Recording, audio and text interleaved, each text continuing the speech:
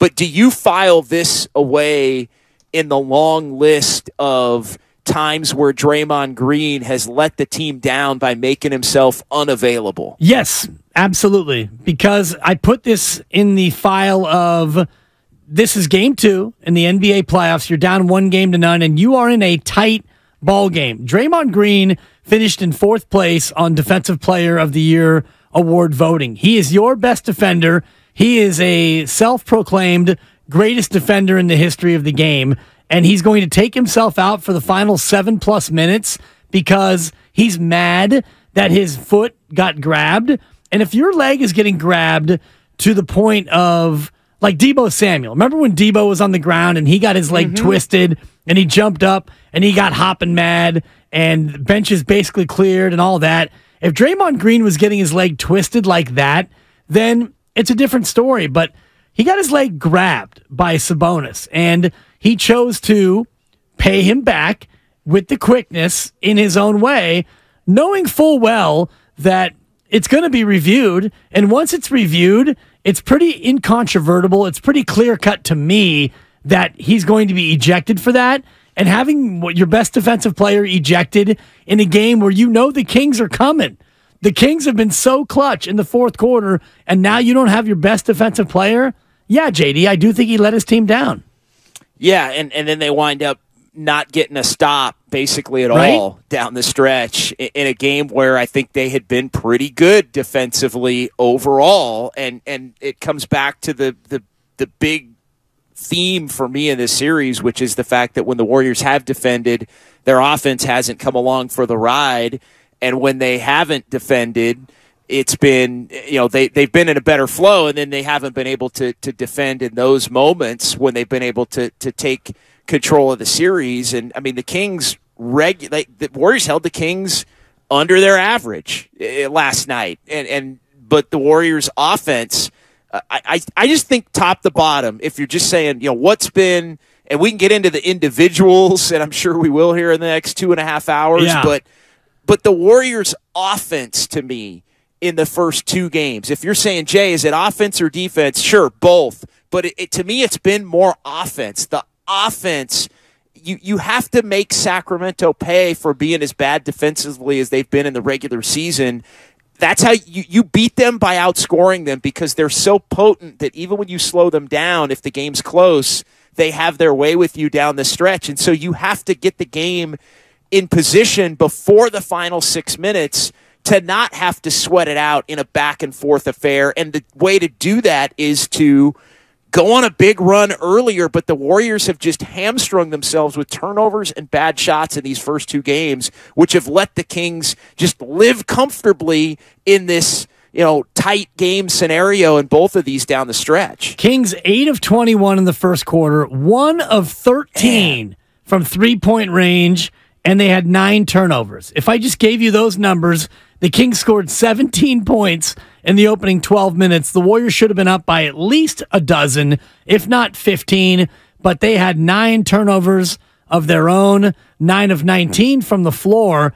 They out-rebounded the Kings in the first quarter, but those 9 turnovers ultimately turned out to be the death knell on the ball game. 888-957-9570. We're talking about Kings and Warriors game 2, and also the Draymond Green, Damas Sabonis incident. Let's go to Kumar in Mendocino. Kumar, what are you doing? You're on 95.7 The Game.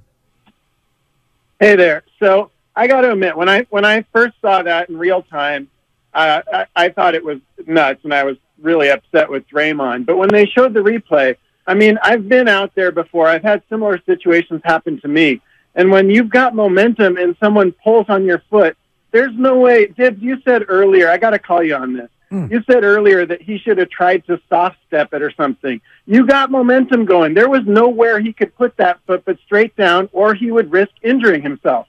So I know that his hop off and his theatrical stuff, that didn't do him or the team any favors. I agree with that. But as far as the quote-unquote stomp, I'm just really not sure. I wish you had asked the doctor about that, because medically, I think the safest thing you can possibly do is put that momentum straight down when you're getting pulled like that. Yeah, thank you, Kumar. I appreciate the call. And I don't know if I would characterize the quote-unquote pull as much as it was a cradle.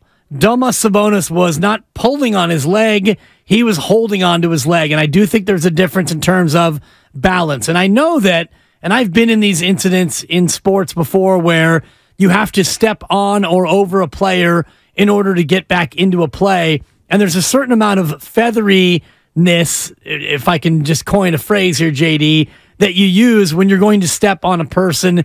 Draymond Green, in my opinion, takes his foot and he presses it down onto Sabonis. And Kumar actually mentioned the part to me that makes it an easy call on a flagrant 2. So after he stomps on Sabonis or steps on him, however you want to describe it, he pushes off Sabonis, jumps in the air, and does a split-legged move over the top of Sabonis and then runs down the court. There's the stomp, there's the trampolining, and that to me makes it an easy flagrant 2.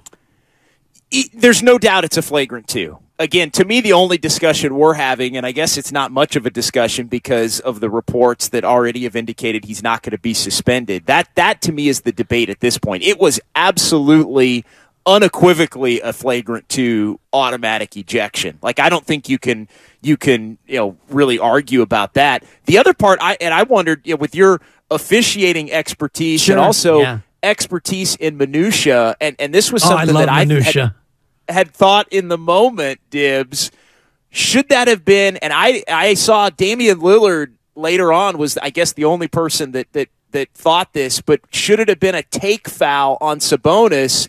The problem with that, though, is they didn't call a foul on Sabonis on the initial play. Exactly. So, but I think in the moment it should have been not only a foul on Sabonis, but a take foul on Sabonis, which would have given the Warriors the one possession in the ball. The flagrant ended up negating the change of possession in that. But I think if it had been called correctly, that's probably how it would have shaken out. Yes, but in the moment, the officials, had Draymond Green not stepped on or stomped on Domas Sabonis, that goes on as a garden variety no call. If Draymond Green is able to shake... It shouldn't have, though. Absolutely not. You're right. But if you're an official and you watch the bodies fly, and by the way, the initial play was a foul on Sabonis for throwing Klay Thompson to the ground.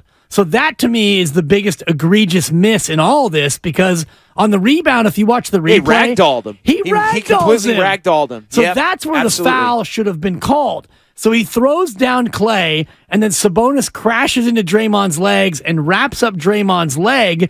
And if you're the official, you're following the play going down the floor. You're not staying with the players that are on the ground. It's not until Draymond Green stomps on Sabonis do we have anything. And you're right, JD, because they didn't call a foul on Sabonis in real time, you can't then go back and say, well, that's a take foul on Sabonis. So all they could do was charge Sabonis with a technical. Draymond gets a flagrant 2, and then we're on to Cincinnati, because you can't review a call that actually was not made.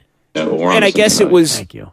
Yeah, I guess it in a sense evened out, because the flagrant 2 was going to be a flagrant 2 regardless. And so I guess the Warriors got the one free throw that they would have gotten for the take foul. They wouldn't have got the ball anyway, because the flagrant would have superseded the take foul, and it would have been King's ball anyway. So I guess in that sense, I wouldn't say they got it right, but it evened out in terms of what the ultimate penalty was. 888-957-9570. Jeff in San Francisco wants a pound of flesh. Jeff, you're on with Willard and Dibs. What's going on? Hey, man. First of all, love your show. Keep doing what you do. Secondly, I'm going to be controversial here and say that Sabonis should be suspended for a game. If you watch the entire game, this game is physical just as much as it is mental. And Sabonis and Green were chirping and being physical the entire game. So, yeah, Sabonis is this guy that constantly gets fouled and is always roughed up, but he invites that physicality. This is the second time that Draymond Green's ankle has been pulled or grabbed. So clearly there's intent there. And if you want to control the physicality of this game, you got to suspend Sabonis for a game. That's my take, boys. Yeah, thank you, Jeff. I appreciate it. And I do think that there's something to the fact that Draymond Green had been pulled a second time. And, JD, I'm going to say this, and I'm going to hold my nose when I say it, because I hate the fact that this is a reality.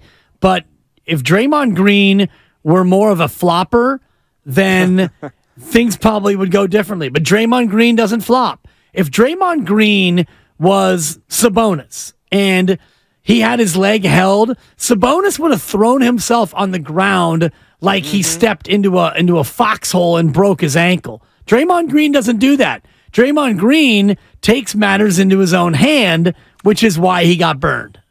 And there has been a lot of Sabonis being extremely physical on one hand, while also at every turn, I'm hurt, I'm hurt, I'm hurt, I'm hurt. Your fouls are much harder than my fouls, even though I'm dropping them, left and right and kind of getting away with it at a certain level, which I think is the one thing above everything that's not related to the Warriors' play, which has been bad enough to be down 0-2 in this series. I want to make that point clear, but Sabonis has kind of got it going on both ends. It's like he gets fouled, and it's like my eye, my head, my chest, my leg, but then he's laying wood on the other end, and there's nothing coming of it. Yeah, and just a quick memo to all Sacramento Kings fans out there. Quit your crying.